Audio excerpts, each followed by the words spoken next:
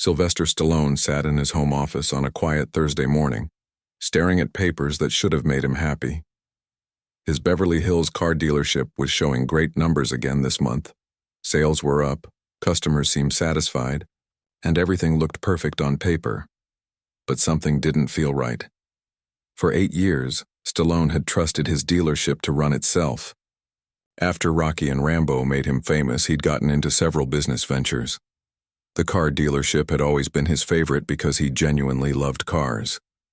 Beautiful machines, powerful engines, the smell of leather seats in a brand new, luxury vehicle. It all excited him. But lately, he'd been too busy with movie projects to visit the dealership regularly. He trusted his general manager completely. The man had been with him since the beginning, seemed honest, and always delivered good results. Why worry about something that was working so well? The problem started 3 weeks ago during his quarterly meeting with his accountant, Robert. They met every 3 months to go over all of Stallone's business investments. Usually, these meetings were boring. Numbers, charts, profit margins, all the stuff that made Stallone's eyes glaze over. He preferred the creative side of business, not the accounting side. "Sly, I need to show you something about the dealership," Robert had said, pulling out a thick folder. "The numbers look good, maybe too good." Stallone had laughed. "What do you mean too good? Isn't that what we want?" Robert spread several papers across the desk. "Look at this. Your inventory turnover is almost perfect every month. Cars come in, cars go out, barely any sitting on the lot for more than 2 weeks. That's unusual for luxury vehicles. Maybe we're just good at picking the right cars," Stallone had suggested. "Maybe. But look at this." Robert pointed to another sheet. "Customer satisfaction surveys. Every single customer this year gave 5-star ratings. Every single one. Even the most successful dealerships get some complaints or 4-star reviews. It's just human nature." Stallone frowned. That did seem odd. Even his movies, which he poured his heart into, got mixed reviews sometimes. How could a car dealership bat 1,000? "And here's the strangest part," Robert continued. "I've been tracking some specific vehicles, high-end cars, the expensive ones. According to the paperwork, they're sold. But when I cross-reference with registration records and insurance filings, I can't find matching information for several of them." "What does that mean?" "It could mean nothing. Maybe there are delays in paperwork or customers are registering them in different states. But it could also mean something else entirely." That conversation had been weighing on Stallone's mind ever since. He'd built his career on gut instincts. When he wrote Rocky, everyone said it wouldn't work. When he wanted to star in it himself, they laughed. But his instincts told him the story was special, and he'd been right. Now those same instincts were telling him something was wrong at his dealership. He'd considered calling his general manager directly, but what would he say? "Hey, I think you might be stealing from me because the numbers look too good?" That seemed crazy. The man had been loyal for 8 years. He'd never given Stallone any reason to doubt him. The more Stallone thought about it, the more questions popped up. When was the last time he'd actually visited the dealership unannounced? When had he last talked to the regular employees, not just the manager? When had he last walked the lot and really looked at what was happening? The truth was embarrassing. He couldn't remember the last time he'd done any of those things. Success had made him lazy. The dealership sent him monthly reports. The profits kept coming. And he'd stopped paying attention to the details, but details mattered. In boxing, which he'd learned for Rocky, fighters who ignored small details got knocked out. In business, he suspected, the same rule applied. Stallone picked up his phone and almost called the dealership. Then he stopped. What if Robert was right? To be suspicious. If something shady was happening, a phone call would just alert whoever was involved.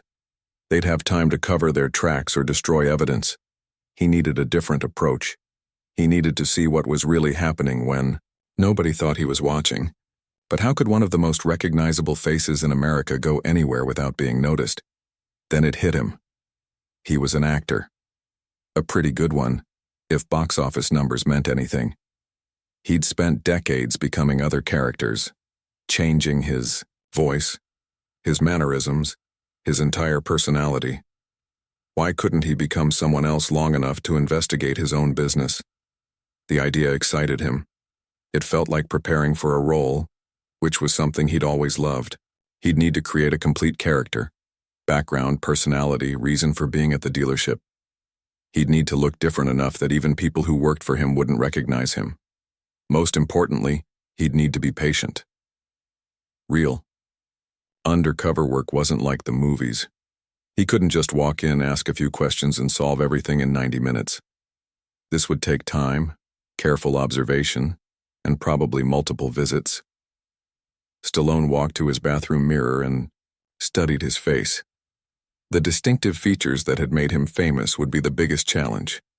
The droopy eyes, the crooked smile from a birth injury, the overall facial structure, all of it was too recognizable. But makeup artists in Hollywood were magicians. He'd worked with some of the best in the business. Surely one of them could help him become unrecognizable, at least to people who only knew him as their boss, not as a close friend. He started making mental notes about what kind of character he'd need to create. Someone with money, obviously, since he'd need to look like a serious customer for expensive cars. Someone from out of town, so it would make sense that he was unfamiliar with the area and asking lots of questions. Maybe a businessman from back east. He could do a New York or New Jersey accent easily enough. Someone who'd made money in construction or manufacturing. Something blue-collar that had paid off big. That would explain having cash for a luxury car while not seeming too sophisticated. About the buying process.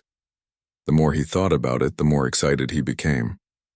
This wasn't just about protecting his business investment anymore. This was about finding out who he could really trust, who was really looking out for his interests when he wasn't around. As Stallone continued planning his undercover operation, he felt the same excitement he'd felt when writing Rocky. He was about to embark on a real-life adventure, one where the stakes were higher than any movie role. This time, it wasn't just about entertaining audiences or winning awards. This time, it was about discovering the truth about people he'd trusted with his reputation and his money. He had no idea that what he was about to uncover would be far more shocking than anything he could have imagined. The perfect numbers, the satisfied customers, the smooth operation. It was all hiding something that would change how he thought about trust, business, and the people closest to his success. But that discovery was still days away. For now, he had a character to create, and a performance to prepare for. And unlike his movie roles, there would be no second takes if he messed this one up. The next morning, Stallone made a phone call that felt both exciting and crazy. He dialed the number of Tommy DeMarco, the makeup artist who had transformed him into Rocky Balboa countless times. Tommy had worked in Hollywood for 30 years and could make anyone look like anyone else. "Tommy, I need your help with something unusual," Stallone said when his old friend picked up. "Let me guess, another movie role? What character this time?" "Not exactly. I need you to make me look like someone completely different. Someone who could walk into my own business and not be recognized by people who work for me." There was silence on the other end. Then Tommy laughed. "Sly, what are you planning?" After explaining the situation, Tommy agreed to help. They met at Tommy's private studio in West Hollywood, a place filled with wigs, prosthetics, and enough makeup to stock a dozen movie sets. "The biggest challenge is your face structure," Tommy said, studying Stallone carefully. "Everyone knows those features. We need to change the shape without making you look like you're wearing a mask." For the next 3 hours, Tommy worked his magic. First came a specially designed beard that covered Stallone's distinctive jawline and chin. The gray color made him look older and completely changed his face shape. Then came thick-rimmed glasses that hid his famous eyes and made his whole face look different. "Now for the hard part," Tommy said, working on Stallone's hair. "We need to change how you carry yourself. Your posture, your walk, even how you hold your shoulders. It's all recognizable." They practiced different ways of walking and standing. Stallone learned to hunch his shoulders slightly, making him appear shorter and less imposing. He practiced a different way of gesturing with his hands, more nervous and less confident than his usual style. "Perfect," Tommy said after 2 more hours of work. "I don't even recognize you, and I've been staring at your face all day." Stallone, looked in the mirror and was amazed. The man staring back looked like a completely different person. Not just different, but ordinary. The kind of guy you'd see at a hardware store or a diner and forget 5 minutes later. But changing his appearance was only half the battle. He needed a complete backstory that would hold up under questioning. Stallone had learned from his acting career that the best performances came from really understanding your character. He decided to become Tony Ricci, a recently retired construction company owner from New Jersey. Tony had spent 30 years building a small concrete business into a successful company. He'd just sold it and moved to California to be closer to his daughter. Now he wanted to treat himself to something nice, a luxury car he'd always dreamed of owning. Stallone practiced Tony's accent for hours. It needed to be authentic, but not over the top. He watched old movies and talked to friends from the East Coast to get the sound just right. Tony would be confident about construction and business, but unsure about luxury cars. He'd ask lots of questions and take his time making decisions. The backstory kept growing. Tony was divorced, lived in a modest apartment in Santa Monica, and had simple tastes despite his recent windfall. He preferred cash transactions when possible and wasn't comfortable with modern technology. This would explain why he might not have perfect credit records or online presence if anyone tried to check up on him. To make the character complete, Stallone had business cards printed for Ricci Construction Solutions with a disconnected New Jersey phone number. He got a cheap cell phone with a new number and practiced answering it as Tony.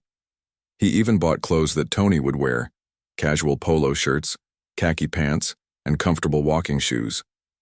The final touch was practicing Tony's personality. Unlike Stallone, who was used to being the center of attention, Tony would be more reserved. He'd listen more than he talked, ask practical questions, and be slightly intimidated by fancy surroundings. Tony had worked with his hands his whole life and wasn't comfortable in upscale places. After a week of preparation, Stallone felt ready. But first he needed to test his disguise somewhere safe. He decided to visit a restaurant near his house, one where the waiters knew him well. Walking into the familiar restaurant felt surreal. The hostess who usually greeted him with excitement looked right through him. The waiter who normally made small talk about his movies treated him like any other customer. Even the manager who had asked for autographs in the past showed no sign of recognition. "Table for one?" the hostess asked politely. "Yeah, thanks," Stallone replied in Tony's accent. "Somewhere quiet if you got it." The test was a complete success. For 2 hours, he ate dinner as Tony Ricci, while employees who knew Sylvester Stallone served him without the slightest hint of recognition. If the disguise worked here, it would definitely work at the dealership. But the restaurant test revealed something else important. Being invisible felt strange and kind of lonely. Stallone was used to people recognizing him, asking for photos, treating him special. As Tony, he was just another middle-aged guy eating dinner alone. It was humbling. The night before his first visit to the dealership, Stallone barely slept. He felt like an actor preparing for opening night, except the stakes were much higher than any movie role. If he messed up a scene in a film, they could always do another take. If he blew his cover at the dealership, he might never learn the truth about what was happening to his business. He went over Tony's story one more time. Born in Newark, started working construction at 18, built his business slowly over 3 decades. Recently sold everything after his partner retired, moved to California for a fresh start. Had always dreamed of owning a luxury car but could never justify the expense while building his business. The morning of his first visit, Stallone looked at himself in the mirror one last time. Tony Ricci looked back at him, a regular guy with simple dreams and honest money to spend. It was time to find out what was really happening at his dealership. He drove to the lot in a rented Toyota Camry, nothing fancy that might attract attention. As he parked and walked toward the showroom, his heart was beating fast. In a few minutes, he'd be face to face with employees who had worked for him for years, people who thought they knew him well. The glass doors of the dealership gleamed in the morning sun. Through them, he could see beautiful cars and well-dressed salespeople. Everything looked perfect and professional, just like the monthly reports claimed. But Stallone had learned that things weren't always what they seemed. His instincts were telling him that something was wrong, and he was about to find out if those instincts were right. As Tony Ricci pushed open the doors and stepped inside, Sylvester Stallone began the most important performance of his life. Walking through those glass doors felt like stepping into another world. The showroom was beautiful, with polished floors reflecting the overhead lights and luxury cars positioned like pieces of art. The smell of leather and new car scent filled the air. Everything looked exactly as Stallone remembered from his last visit months ago, but now he was seeing it through different eyes. A young woman at the reception desk looked up and smiled. "Good morning. Welcome to our dealership." "How can I help you today?" "Morning," Stallone replied in Tony's New Jersey accent. "I'm looking to maybe buy a car, something nice, you know. I just retired and figured it's time to treat myself." The receptionist's smile got bigger. "Congratulations on your retirement. Let me get one of our sales consultants to help you." She picked up the phone and called someone over. Within minutes, a young man in his 20s walked over. He was eager and friendly, with the kind of energy that reminded Stallone of himself when he was starting out in Hollywood. The kid introduced himself as Brian and shook hands firmly. "So what kind of vehicle are you thinking about?" Brian asked as they walked toward the cars. "Well, I've been in construction my whole life," Stallone said, staying in character. "Always. Drove trucks and work vehicles. Now I want something smooth, comfortable. Maybe a sedan or coupe. Something that says I made it, you know?" Brian nodded enthusiastically. "I know exactly what you mean. Let me show you some options." For the next hour, Brian showed Tony around different cars. He was honest about prices, explained features clearly, and didn't try to push the most expensive options. Stallone found himself genuinely liking the young salesman. Brian seemed like the kind of employee any business owner would want. But as they talked, Stallone started noticing things that bothered him. In one section of the lot, there were several high-end cars with small signs that said, "Sold, pending delivery." These were expensive vehicles, the kind that usually moved quickly once purchased, but something seemed off about them. "Those cars over there," Stallone pointed casually. "They look nice. Are they still available?" Brian glanced over, and his expression changed slightly. "Oh, those are already sold. We're just waiting for the paperwork to clear and the customers to pick them up. How long does that usually take?" "Oh, you know, sometimes a few days, sometimes longer. People are busy, financing takes time." Brian's answer sounded rehearsed, like he'd given it many times before. They continued looking at cars, but Stallone kept watching that section of the lot. Over the next 2 hours, he saw something strange. A man in coveralls came out, moved one of the sold cars to a different spot, then put the same sold sign back on it. Why would someone move a car that was waiting to be picked up? "I'm going to think about it," Stallone told Brian after looking at several vehicles. "This is a big decision for me. Mind if I come back in a couple days?" "Of course. Take all the time you need. Here's my card. Ask for me when you come back." As Tony walked toward his rental car, he made mental notes of everything he'd observed. Brian seemed honest and hard-working. The showroom looked professional. The cars were beautiful and properly maintained. But those vehicles in the sold section bothered him. 2 days later, Stallone returned as Tony. This time he asked Brian about a different type of car, something sportier. As they walked around the lot, he kept an eye on the sold section. The same cars were there, but in different positions. One car that had been marked sold on his first visit was now back in the regular sales area with a different price tag. "That BMW over there," Stallone pointed. "Wasn't that marked as sold a couple days ago?"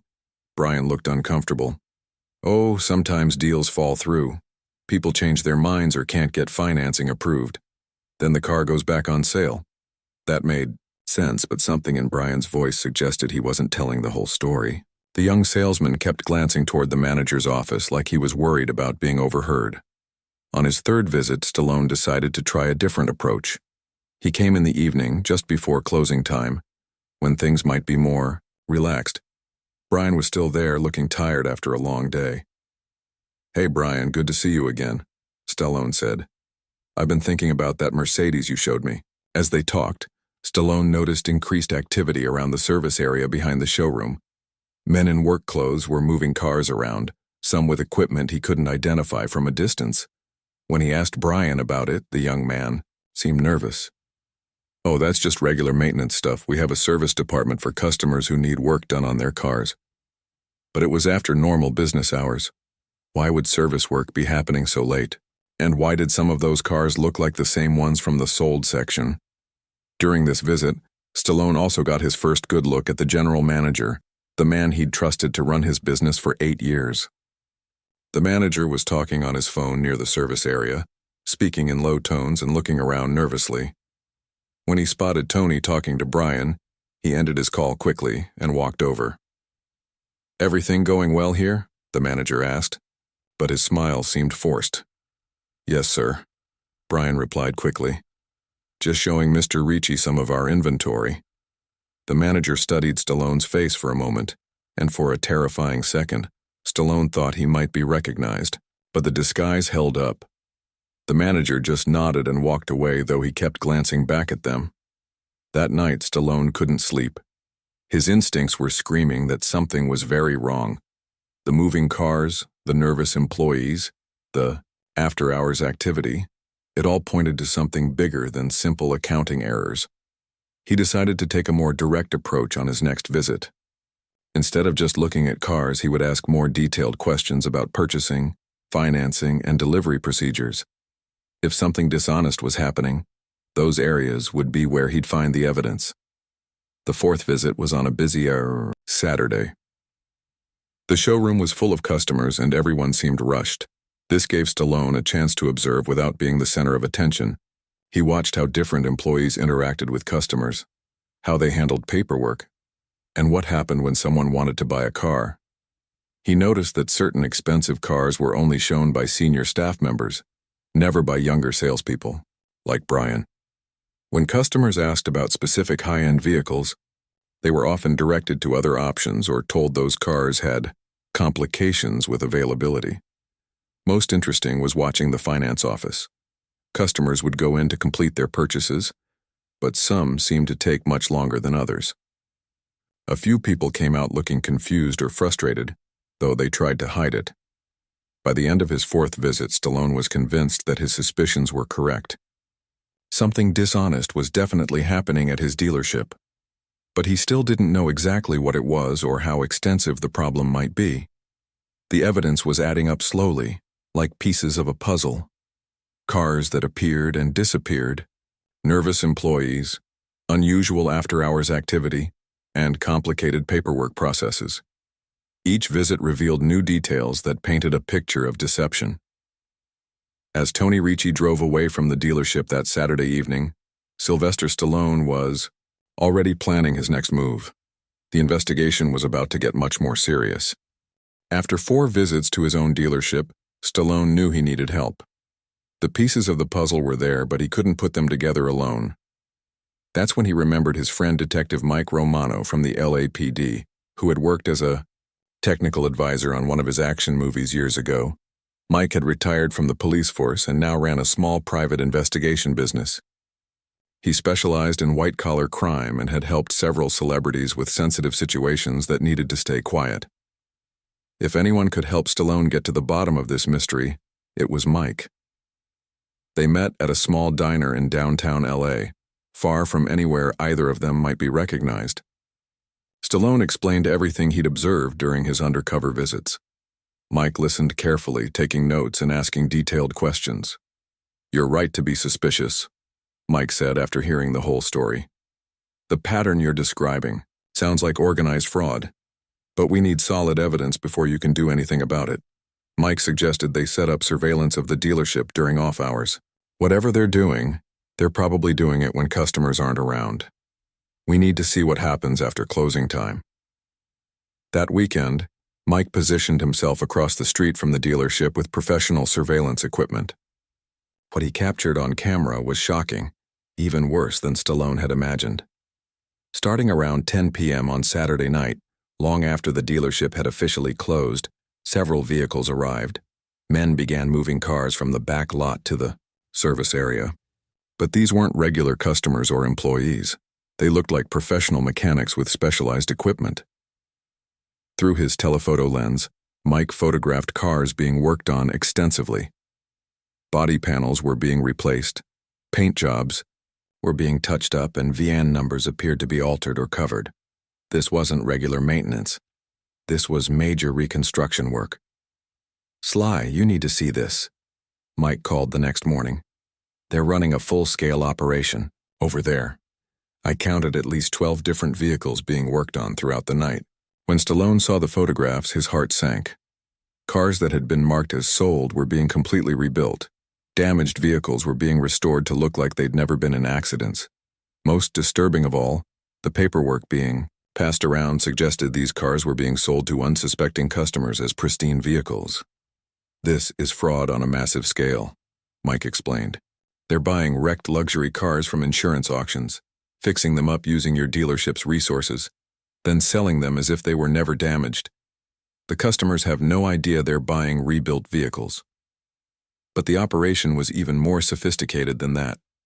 Mike's investigation revealed that some cars were being sold multiple times to different buyers. The paperwork would show a sale to create a profit on the books, but the car would never actually be delivered. Instead, it would be sold again to another customer weeks later. "They're basically using your business as a front for a car laundering operation," Mike said. "And because you trusted them completely, they've had years to perfect their system." The financial implications were staggering. Not only were they stealing from Stallone directly, but they were exposing him to enormous legal liability. If customers discovered they'd bought vehicles with hidden accident histories, the lawsuits could bankrupt the dealership and destroy his reputation. Mike had identified the key players in the scheme through his surveillance. The general manager was clearly the mastermind, but he had help from the finance manager and the inventory coordinator. Together, they controlled every aspect of the operation: purchasing, repairs, paperwork, and sales.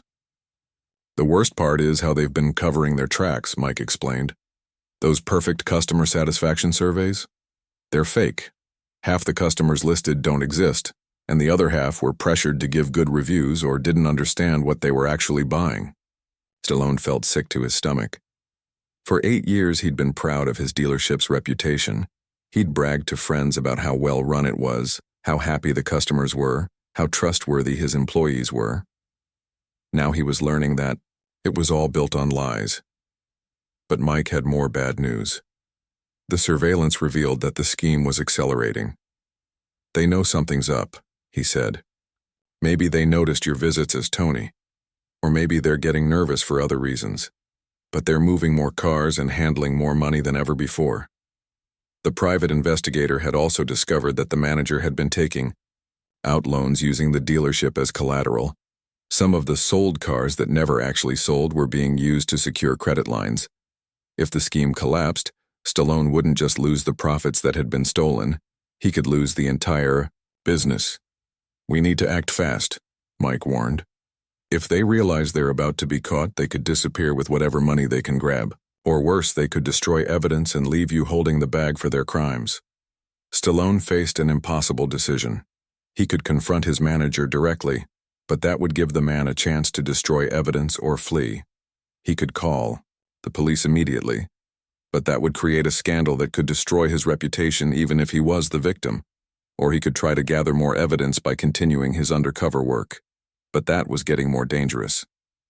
If his disguise was discovered now, it could tip off the criminals and make everything worse. Mike suggested a compromise. "Let me get you inside their operation, not as Tony the customer, but as someone who could witness their illegal activities firsthand." The plan was risky but brilliant. Mike had learned that the criminal operation needed occasional outside help. Mechanics who could work on specialty vehicles, drivers who could transport cars, people who could handle paperwork. He suggested that Tony Ricci could offer his services. "You've been visiting as a customer, but what if Tony decided he wasn't ready to buy yet and needed some part-time work to stay busy in retirement?" Construction guys often know about cars and mechanical work. It was dangerous, but it might be the only way to get the evidence they needed to prove what was happening. Stallone would have to get much closer to the criminal operation, possibly even participate in illegal activities to maintain his cover. The next phase of the investigation would require perfect acting, nerves of steel, and more than a little luck. One mistake could blow his cover and potentially put him in physical danger, but it was the only way to protect his business and make sure the criminals were brought to justice. As they planned the next steps, Stallone realized that this had become about more than just his money or his business. Innocent customers were being cheated and potentially endangered by buying vehicles with hidden damage. Young employees like Brian were being used as unwitting accomplices in serious crimes. The stakes couldn't be higher, and the most challenging performance of Stallone's career was about to begin.